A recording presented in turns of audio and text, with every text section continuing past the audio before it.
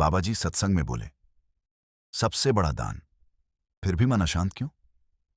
बाबा जी मुस्कुराकर बोले, संगत जी, आज मैं आपको एक प्रेरणात्मक कथा सुनाने जा रहा हूं। यह एक काल्पनिक कथा है, लेकिन इसकी सीख हर इंसान के जीवन में उतारी जा सकती है। एक नगर में धनराज नाम का एक बहुत बड़ा व्यापारी रहता था। उसके पास अपार धन दौलत, बड़े बड़े गोदाम और कई दुकानें थीं। लोग उसे शहर का सबसे अमीर व्यक्ति कहते थे। लेकिन धन के साथ साथ उसके भीतर लालच और अहंकार भी बढ़ता गया। वह हर समय यही सोचता, मुझे सबसे बड़ा बनना है, लोग मेरा नाम लें, मेरी प्रशंसा करें। एक दिन नगर के प्रसिद्ध मंदिर में एक विशाल धार्मिक आयोजन रखा गया।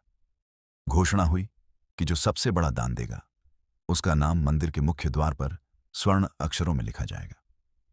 यह सुनते ही धनराज के मन में इच्छा जागी, यह सम्मान मुझे ही मिलना चाहिए। अगले दिन पूरा नगर मंदिर में एकत्र हुआ। किसी ने अपनी क्षमता के अनुसार 100 रुपए दिए, किसी ने 1000, किसी ने अनाज, तो किसी ने गरीबों के लिए वस्त्र दान किए। तभी धनराज अपने सेवकों के साथ पहुंचा। उन्होंने सोने के सिक्कों से भरे कई संदूक मंदिर के सामने रख दिए। पूरा मंदिर तालियों से गूंज उठा। लोग कहने लगे, वाह, इतना बड़ा दान आज तक किसी ने नहीं दिया। मंदिर के पुजारी ने भी उसका सम्मान किया। लेकिन संगत जी, उस रात धनराज को नींद नहीं आई। मन बेचैन था। अगले दिन भी शांति नहीं मिली। दिन बीतते गए, लेकिन भीतर की खालीपन बढ़ता गया। आखिरकार वह एक वृद्ध संत के पास पहुंचा। उसने कहा, महाराज, मैंने मंदिर में सबसे बड़ा दान दिया। पूरा नगर मेरी प्रशंसा कर रहा है, फिर भी मेरे मन को शांति क्यों नहीं मिल रही? संत मुस्कुराए। उन्होंने व्यापारी को अपने साथ मंदिर चलने के लिए कहा। रास्ते में उन्होंने देखा कि एक बूढ़ी मां सड़क किनारे बैठी थी। उसके पास खाने को कुछ नहीं था।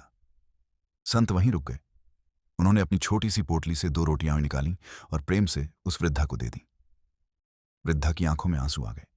वह बोली, बेटा, भगवान तुम्हारा भला करे। संत मुस्कुराए और आगे बढ़ गए। व्यापारी यह सब देख रहा था। मंदिर पहुंचकर संत ने पूछा, बेटा, बताओ, किस दान से उस वृद्धा के चेहरे पर सच्ची मुस्कान आई? तुम्हारे सोने के संदूकों से या इन 2 साधारण रोटियों से? व्यापारी चुप हो गया। संत ने कहा, दान की कीमत धन से नहीं, भावना से होती है। तुमने दान भगवान को नहीं, अपना नाम बड़ा करने के लिए दिया था।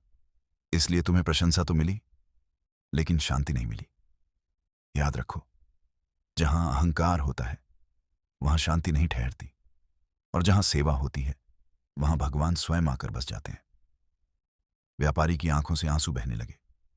उसने संत के चरण पकड़ लिए और बोला, महाराज, आज तक मैं दान नहीं, अपनी प्रसिद्धि खरीदने की कोशिश कर रहा था।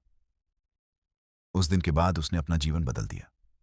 अब वह बिना किसी को बताए जरूरतमंदों की सहायता करने लगा, भूखों को भोजन कराने लगा, गरीब बच्चों की पढ़ाई का खर्च उठाने लगा, और सबसे बड़ी बात, उसने कभी अपने दान का प्रचार नहीं किया। कुछ वर्षों बाद लोग उसे उसके धन से नहीं, उसके दयालु हृदय से पहचानने लगे। बाबा जी संगत की ओर देखकर बोले, संगत जी, भगवान को आपके धन की नहीं, आपके मन की आवश्यकता है। दान वह नहीं जो दुनिया को दिखाई दे, दान वह है जो किसी की आंखों में उम्मीद जगा दे। याद रखिए, नाम के लिए किया गया दान प्रसिद्धि देता है, लेकिन निस्वार्थ भाव से किया गया दान मन की शांति देता है।